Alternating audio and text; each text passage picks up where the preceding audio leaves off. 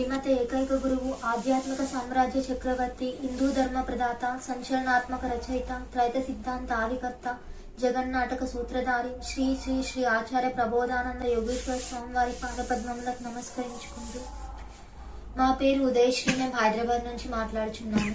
మాకు ఇచ్చిన పద్యము నిగూఢ తత్వార్థ బోధినిలోని 18వ పద్యము. ఆలు మాటలు విని అన్నదమ్ముల రోసి వేరిపోవువాడు వెర్రివాడు, కుక్కతో కనుబట్టి గోదావరీదున విశ్వదాభిరామ వినురవేమ.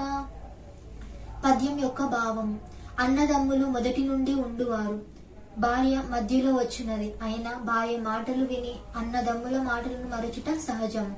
అలాగే జీవాత్మకు అన్నదమ్ముల వలె ఉన్నవారు ఆత్మ మరియు పరమాత్మ, అది కూడా పుట్టుక నుండి అన్నదమ్ములుగా ఉన్నవారు.